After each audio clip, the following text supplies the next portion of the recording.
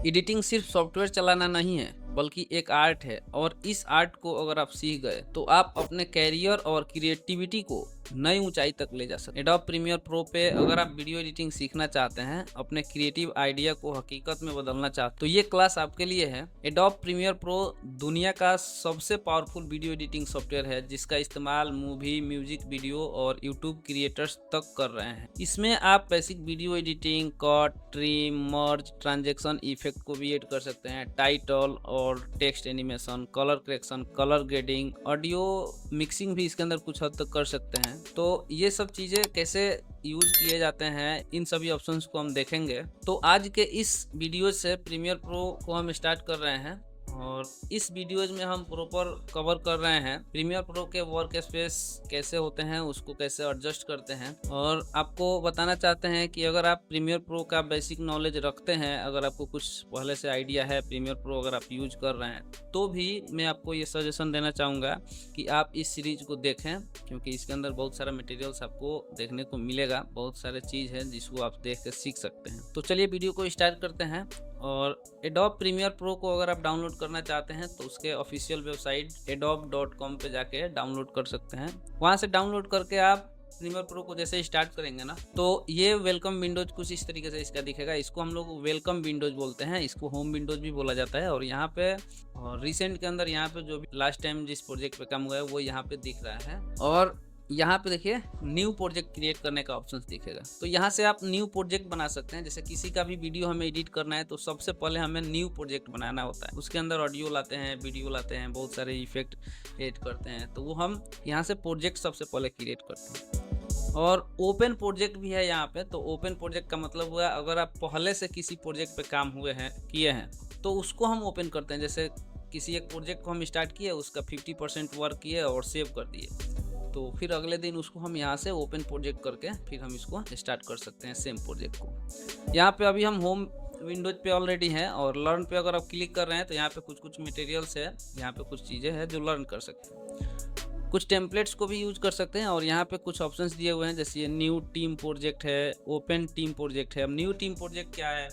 जैसे अगर multiple editors हैं और उस प्रोजेक्ट पे काम करना है तो मल्टीपल एडिटर्स के लिए ये टीम प्रोजेक्ट होते हैं। जैसे कुछ चीज़ें कुछ दूसरा कर रहा है, कुछ चीज़ें दूसरा, तो इसके लिए ये अगर टीम प्रोजेक्ट अगर पहले से कुछ काम हुआ है तो उसको वैसे ही ओपन करते हैं।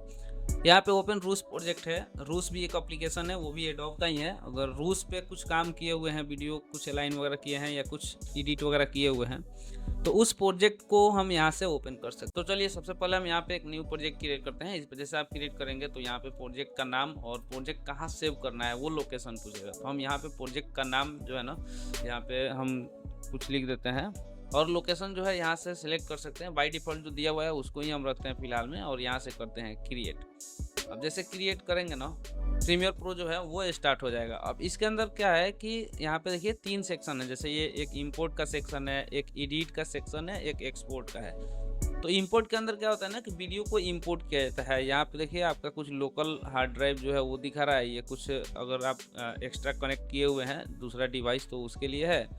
और यहाँ पे कुछ आई क्लाउड जो ऑनलाइन अगर कुछ रखे हुए अपने क्लाउड वगैरह पे तो उसके लिए है। तो यहाँ पे हम जैसे लोकल्स के अंदर अगर डेस्कटॉप पे डाउनलोड में कहीं भी आप रखे हुए हैं तो अपने डाटा को सिलेक्ट करेंगे। और जैसे यहाँ पे हमारा अभी फ़िलहाल में डेस्कटॉप पे 2 फोटोज है ये, तो इसको हम इस तरीके से सिलेक्ट कर सकते हैं। फिलहाल में हम यहाँ से इंपोर्ट नहीं करेंगे, यहाँ से हम डायरेक्ट आते हैं एडिट पेज में। और एडिट पेज में जैसे आप आएंगे तो यहाँ पे देखिए कुछ इस तरीके से इसका विंडोज कुछ यहाँ पे विंडोज नंबर 1, 2, 3, 4 एंड 5 5 विंडोज जो है यहाँ पे आपको दिख रहा है। ये जो विंडोज है इसको प्रोजेक्ट विंडोज बोलते हैं। यहाँ पे हमने जो भी वीडियो एडिट करना होता है, उसका जितना भी मटेरियल्स होता है, ऑडियो, वीडियो, जो भी बैकग्राउंड म्यूजिक, इफेक्ट, वो सारा चीज़ यहाँ पे हम लेके आते हैं पहले। उसके बाद यहाँ टाइमलाइन पे उसको रखते हैं और उसको हम सजाते हैं, कट करते हैं, कॉपी पेस्ट जो भी चीज़ें करना है यहाँ पे हम करते हैं। यहाँ पे प्रॉपर्टीज विंडोज है और इसके अंदर क्या होता है कि हम जिस वीडियो पे को हम सिलेक्ट करेंगे ना तो उसका प्रॉपर्टी यहाँ पे दिखाएगा।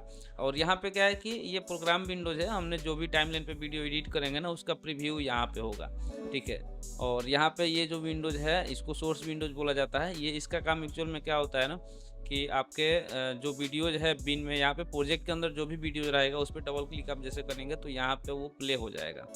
तो कुछ यहाँ पे हम प्ले करके और फिर टाइमलाइन पे उसको लाके एडिट कर सकते हैं। तो इस तरीके से ये कुछ अलग अलग विंडोज है, इसको हम अपने हिसाब से एडजस्ट भी कर सकते हैं। जैसे मान लीजिए कि ये प्रोजेक्ट विंडोज है, इसको हम चाहते हैं कि नहीं कुछ ये बड़ा हो जाए, तो इस तरीके से हम इसको कुछ बड़ा और छोटा ऐसा हम कर सकते हैं।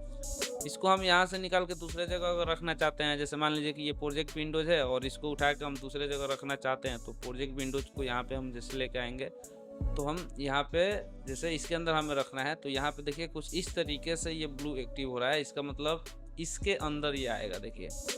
और अगर इसको हम यहाँ से फिर से बाहर निकाल के और यहाँ पे छोड़ते हैं तो इसके अंदर एक और विंडोज आ जाएगा और इसके ऊपर देखिए ये आ गया। इसको फिर से हम पकड़ के अगर यहाँ पे हम रखते हैं तो ये भी इसके अंदर चला जाएगा। इसको अगर हम यहाँ बाहर रखते हैं तो ये प्रोजेक्ट विंडोज का एक अलग बाहर सेक्शन आ जाएगा और इसको हम फिर से यहाँ पे, अब देखिए कुछ इतना सारा विंडोज यहाँ पे देखने को मिल रहा है। तो इसको हम किसी भी विंडोज को, जैसे ये हिस्ट्री विंडोज है, इसको हम चाहते हैं यहाँ पे रखना तो यहाँ पे हम रख सकते हैं।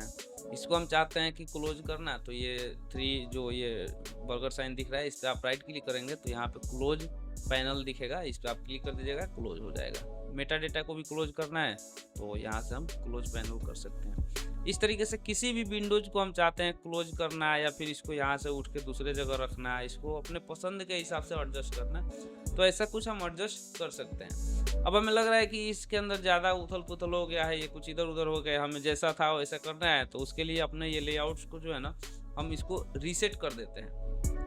तो ये जो हमारा वर्क स्पेस है ये रीसेट हो जाता है। कैसे होता है, यहाँ पे देखिए ये बटन्स दिख रहा है, इस पर आप जैसे क्लिक करेंगे ना तो यहाँ पे देखिए कुछ अलग अलग तरीके का यहाँ पे वर्क स्पेस बना के सेव किया हुआ है। जैसे स्टार्टर के लिए है, ये एसेंशियल्स है, वर्टिकल अगर आप काम करना चाहते हैं तो उसके लिए है, ये लर्निंग के लिए, असेंबली के लिए है। इस तरीके से अलग अलग विंडोज दिया हुआ है। जैसे मान लीजिए कि ये कलर्स के लिए है, अगर कलर करना चाहते हैं तो इस पर क्लिक करेंगे तो कलर के लिए, कलर्स में जो यूज होने वाले विंडोज हैं, जिस विंडो की ज़रूरत है वो यहाँ पे आ गया है। तो इस तरीके से हम एडिटिंग के अंदर थे तो ये एडिटिंग को हमने थोड़ा इधर उधर कर दिया था, तो ये कुछ इस तरीके से दिख रहा है। अब हम चाहते हैं कि ये जैसा था वैसा हो जाए, तो इस एडिटिंग वाले में ही हम रहेंगे। यहाँ से ये एक्टिव है, देखिए ये अगर ब्लू लाइन से अगर दिख रहा है तो इसका मतलब ये एक्टिव है। तो इस पर हम क्लिक करेंगे और नीचे आएंगे, यहाँ पे देखिए रीसेट सेव लेआउट, इस पे जैसे आप क्लिक करेंगे ना तो ये जैसा था वैसा रीसेट हो गया।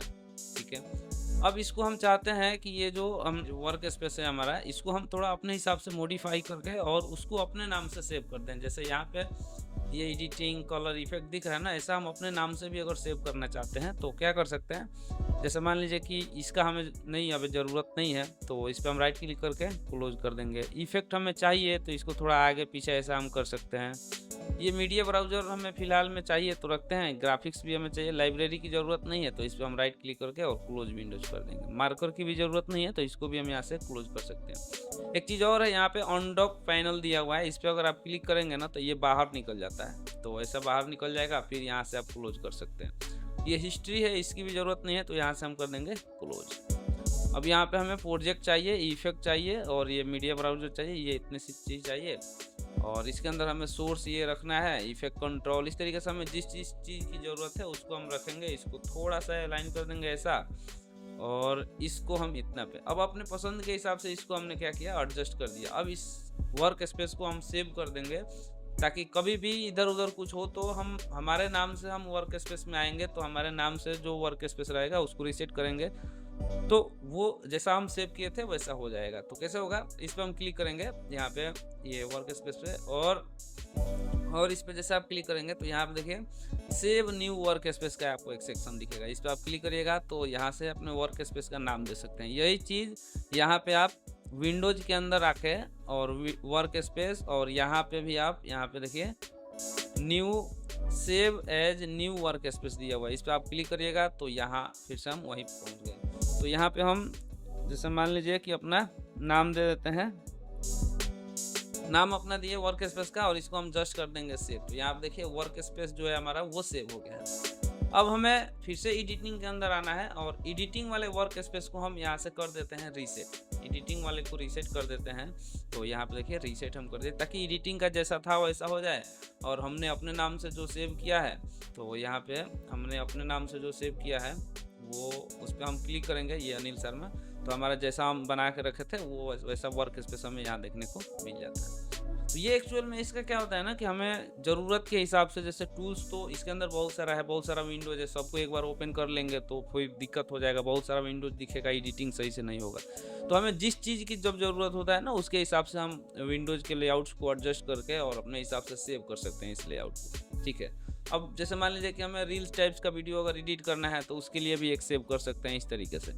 तो इस तरीके से हम लेआउट्स को, इसके वर्क स्पेस को अपने हिसाब से एडजस्ट कर सकते हैं। ये टूल्स है, इसको अगर लगता है कि हमें यहाँ रखना चाहिए तो यहाँ से हम निकाल के और दूसरे जगह यहाँ पे रखना है तो यहाँ पे हम लेके आ सकते हैं। तो इस तरीके से किसी भी विंडोज को हम अपने ज़रूरत के हिसाब से एडजस्ट कर सकते हैं और यहाँ पे क्लिक करके हम इसको रीसेट भी कर सकते हैं। विंडो के अंदर भी अगर आप आते हैं तो यहाँ पे विंडो के अंदर भी रीसेट सेव लेआउट्स कर सकते हैं। और एक चीज़, जैसे मान लीजिए कि ये वर्क स्पेस आपने बना दिया है और इस वर्क स्पेस को अगर आप डिलीट भी करना चाहते हैं तो यहाँ पे एडिट वर्क स्पेस पे आपको जाना है और जिस वर्क स्पेस को डिलीट करना है, जैसे मान लीजिए कि अभी हमने बनाया उसको डिलीट करना है, ये हमने यहाँ पे इसको हमने बनाया है तो डिलीट करना है, इस पर इसको सिलेक्ट करेंगे जस्ट, और सिलेक्ट करने के बाद यहाँ पे देखिए डिलीट का ऑप्शन दिखेगा। यहाँ पे अगर हम इसको सिलेक्ट करके यहाँ से डिलीट कर सकते हैं, अगर इसको हम सिलेक्ट करें तो ये डिलीट नहीं होगा। क्यों नहीं होगा? क्योंकि ये बाय डिफ़ॉल्ट प्रीमियर के द्वारा बनाया हुआ वर्क स्पेस है, तो इनको हम डिलीट नहीं कर सकते हैं। जो हम खुद से बनाया है उसी को सिर्फ और सिर्फ डिलीट कर सकते हैं। जैसे इसको हम बनाए हैं तो इसको यहाँ से हम डिलीट कर सकते हैं, इसको ओके कर देंगे तो ये हमारे नाम से जो था वो अब खत्म हो गया। तो इस तरीके से हम वर्क स्पेस को बना सकते हैं। यहाँ पे देखिए एक और वर्क स्पेस हम बना कर रखे हुए हैं, तो इस तरीके से ये कुछ वर्क स्पेस है। इस तरीके से आप इस लेआउट्स को कस्टमाइज करिए, इसको प्रैक्टिस करिए और वीडियो अगर अच्छा लगे तो चैनल को सब्सक्राइब जरूर करिए। Thank you.